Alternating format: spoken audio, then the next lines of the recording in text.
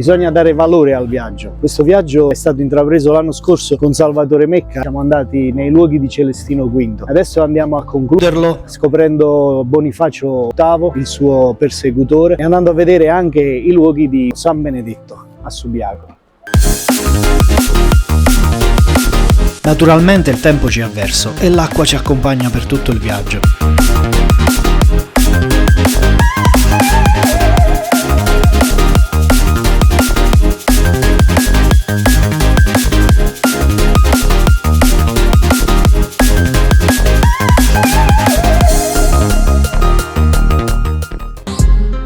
Ed eccoci nel Basso Lazio, nella città dei Papi.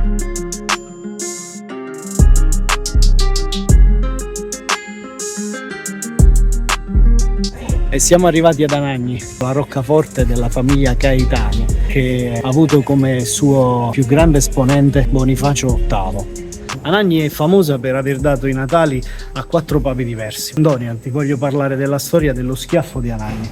Avvenne per merito di Sciarra Colonna. La famiglia Colonna era la famiglia acerrima nemica dei Caetani, la famiglia di Bonifacio VIII. Alla fine questo è successo perché c'è stata una guerra intestina tra Filippo, re di Francia, contro il papa Bonifacio. Filippo, re di Francia, infatti si voleva riappropinguare di tutte le ricchezze della Chiesa. Comunque Bonifacio VIII, a parte che era un fine politico, noi lo ricordiamo pure perché è stato il primo ad introdurre il giubileo nel 1300.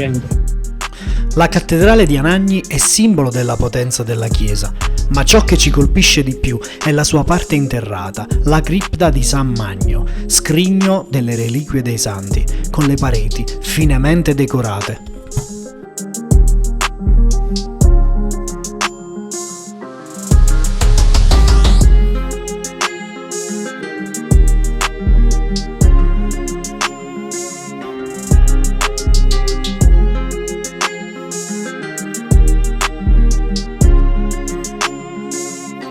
Dopo Bonifacio la Chiesa non è stata più la stessa e il potere ecclesiastico non è stato più lo stesso.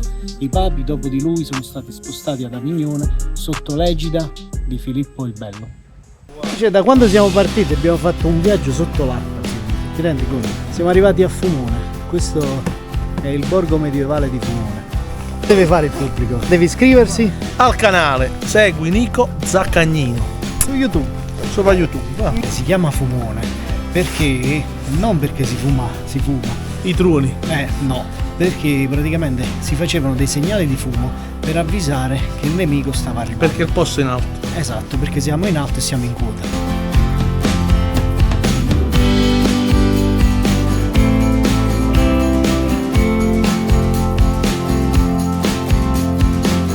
Purtroppo siamo stati impossibilitati perché era giorno di chiusura e non abbiamo visto il castello. Qui dentro c'è la cella di Celestino V, dove è morto.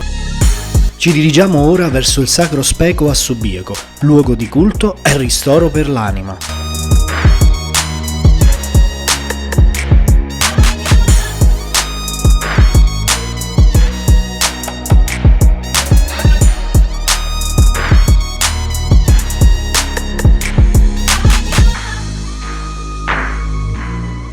Andiamo alla scoperta del Sacro Speco, andiamo a scoprire i luoghi di Benedetto da Norcia, San Benedetto da Norcia. La leggenda dice che gli alberi hanno queste forme così, un po' piegate, un po' ricurve, perché si piegavano e si inchinavano al passaggio di San Benedetto.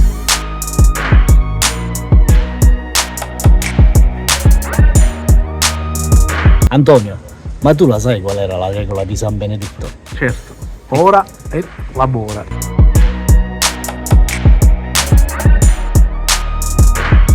L'interno del Sacro Speco è la coesione tra la montagna viva e la parte contemplativa, fatta di affreschi finemente decorati. Questa è la rappresentazione dei saraceni che tagliano la lingua a un monaco. Ferma la rupe. San Benedetto.